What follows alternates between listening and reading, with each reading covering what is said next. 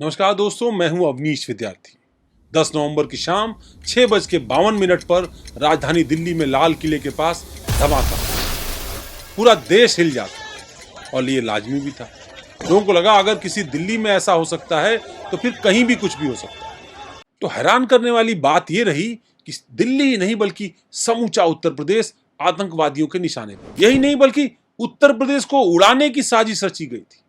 मथुरा, काशी, अयोध्या आतंकवादियों के निशाने पर थे। और इससे भी ज्यादा हैरान करने वाली बात तो यह है कि मरीजों के दिल की धड़कनें सुनने की जगह डॉक्टर यूपी को दहलाने का मंसूबा बना रहे थे। अब गौर करने वाली बात तो यह है कि ये सभी सिर्फ एक धर्म से ताल्लुक रखते थे। वो धर्म क्या था ये सब जानते हैं। दावा है कि वो 26/11 से भी बड़ा हमला करने की फिराक में थे, लेकिन जैश मोहम्मद की साजिश बेनकाब हो गई। दिल्ली बम धमाकों के बाद अब तक फरीदाबाद, कश्मीर और बाकी जगहों से 8 डॉक्टर्स गिरफ्तार हो चुके हैं, जिनमें सहारनपुर से अनंतनाग के डॉक्टर आदिल अहमद, फरीदाबाद से डॉक्टर मुजम्मिल शकील अहमद, डॉक्टर शाहीन शाहिद और इसके अलावा लखनऊ से डॉक्टर शाहीन के भाई डॉक्टर परवेज, जम्मू कश्मीर से डॉक्टर सज्जाद। और इन डॉक्टरों का ब्रेन वॉश करने का ठेका ले रखा था इमाम इरफान अहमद, वो भी गिरफ्त के अंदर है। आपने उत्तर प्रदेश के मुख्यमंत्री योगी आदित्यनाथ का तो बयान सुना होगा, जिसमें उन्होंने आतंकवादियों से ज्यादा भारत के अंदर मौजूद जयचंदों से खतरा बताया था। अब ये जयचंद तो मेडिकल की डिग्री लेकर यहां आए थे, लोगों को उड़ाने का मंसूबा पाले थे। ये नेटवर्क पूरे हिंदुस्तान ही नहीं बल्कि अलग अलग इलाकों में फैला हुआ था। सही समय पर सुरक्षा एजेंसियों ने इस नेटवर्क का पर्दाफाश कर दिया, नहीं तो बहुत बड़ी घटना समूचे भारत को दहला सकती थी। सोचिए, इन आतंकवादियों ने एक धर्म ही नहीं एक पेशे को भी बदनाम कर दिया है। डॉक्टर वो जो जिंदगी बचाते हैं, वो जो हिपोक्रेटिक ओथ भी लेते हैं, जो मरीज को मौत के मुंह से निकाल कर लाते हैं, वो आज मौत के सौदागर। वही डॉक्टर जो दिन के उजाले में इलाज करते थे, रात के अंधेरे में देश से गद्दारी की साजिश रच रहे थे। वो डॉक्टर जिसे भगवान कहा जाता था, क्या अगली बार कोई धर्म विशेष के डॉक्टर पर भरोसा करेगा? इनका मकसद तो साफ दिखाई दे रहा है। हमें, आपको और भारत के लोगों को सिर्फ और सिर्फ मारना था क्या? पाकिस्तान में बैठे हुए आतंकी मसूद अजहर के इशारे पर काम कर रहे थे सभी। पता नहीं अभी और कितने डॉक्टर सामने आएंगे, पता नहीं अभी कितने डॉक्टर और बेनकाब हो गए। इन्हें आतंकी बनाने वाले 2 मौलवी भी गिरफ्तार हुए। अब सोचिए, मौलवी वही जो मस्जिदों में बैठे होते हैं, दीन की तालीम देते हैं। अब वही मौलवी दीनी तालीम देने की जगह डॉक्टरों को आतंकवादी बनाने लगे। मौलवियों और मदरसों पर भी कई बार सवाल उठे। अब यूपी की ही बात करते हैं, जिसे दहलाने की साजिश कामयाब नहीं हो सकी, वो भी मुख्यमंत्री योगी आदित्यनाथ के सख्त प्रशासनिक फैसलों के नाते। अब ऐसा क्यों हम कह रहे हैं, मैं आपको बताता हूं। योगी आदित्यनाथ ने दरअसल आतंकवाद के खिलाफ उत्तर प्रदेश को एक मजबूत किले में तब्दील कर दिया, जिससे न केवल प्रदेश बल्कि देश की सुरक्षा में मजबूती आई। यूपी के कई हिस्सों में संदिग्ध गतिविधियां उभरी और यूपी के आतंकी मॉड्यूल की खबरें आई, तब योगी सरकार ने तुरंत विस्फोटकों पर कार्रवाई की, यूपी को आतंकवादियों के निशाने से बचाया। जांच में खुलासा हुआ कि दिल्ली ब्लास्ट का नेटवर्क यूपी के लखनऊ, लखीमपुर और फरीदाबाद सहित कई सारे इलाकों से जुड़ा हुआ था। उत्तर प्रदेश के वो तमाम सारे इलाके जद में थे, अलग अलग दृष्टि से संवेदनशील थे। आतंकवादी विभिन्न जगहों से हथियार, विस्फोटक और नकदी ट्रांसफर कर रहे थे। यूपी के सीमावर्ती जिलों में सक्रिय आतंकी मॉड्यूल खुफिया एजेंसियों के रडार पर था। योगी आदित्यनाथ ने इसे गंभीर सुरक्षा खतरा पहचानते हुए प्रदेश में हाई अलर्ट जारी किया और यूपी पुलिस और एटीएस को मेट्रो, रेलवे स्टेशन, मॉल, सार्वजनिक स्थानों पर सघन सुरक्षा जांच करने का आदेश दिया। योगी सरकार के पुलिस महानिदेशक और सुरक्षा अधिकारी स्पष्ट तौर पर निर्देश देते हैं कि किसी भी परिस्थिति में सुरक्षा की कोई कमी नहीं होनी चाहिए, और इसके लिए धार्मिक स्थलों को भी सुरक्षित किया गया। प्रदेश के प्रत्येक जिले में विशेष सुरक्षा जाल बिछाया गया, संदिग्धों की हरकतों पर नजर रखी गई। एटीएस, इसके अलावा क्यूआरटी और बम निरोधक दस्तों को अलर्ट पर रखा गया। सोशल मीडिया पर अफवाह फैलाने वालों के खिलाफ सख्त कार्रवाई का ऐलान किया गया।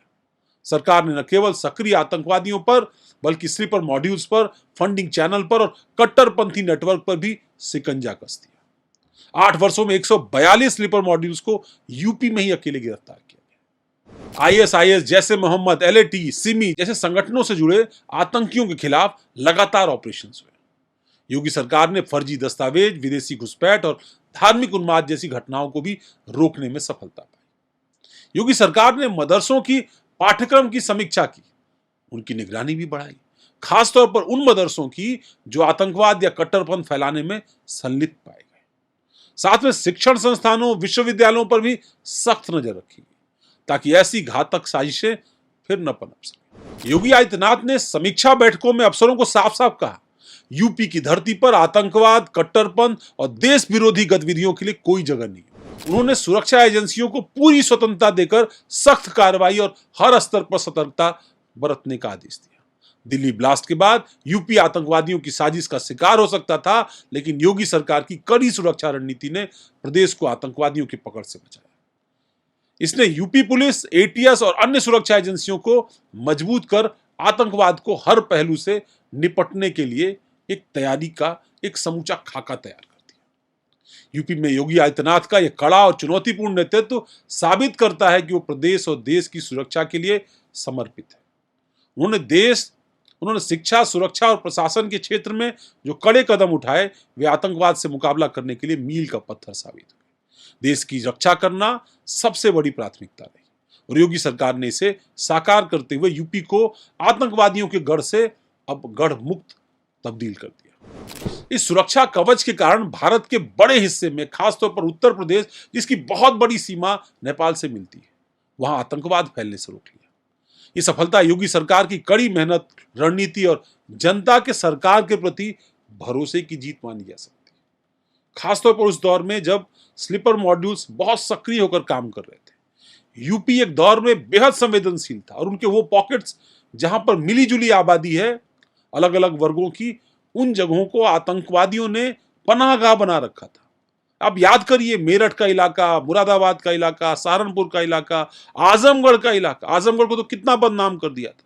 इसके अलावा भारत नेपाल सीमा से जुड़े हुए बहराइच, बलरामपुर, श्रावस्ती का इलाका, सिद्धार्थनगर का इलाका, इन तमाम आतंकवादियों ने यहां से उन युवाओं का ब्रेन वॉश किया, उनको मॉड्यूल के स्लीपर सेल के रूप में तब्दील किया, स्लीपर मॉड्यूल्स बनाए, नेटवर्क तैयार किया और एक बार पहले इंडियन मुजाहिदीन, फिर लश्कर ए तोयबा, फिर जैसे मोहम्मद, इस तरह से अलग अलग ऑर्गेनाइजेशंस के नाम बदलते रहते थे।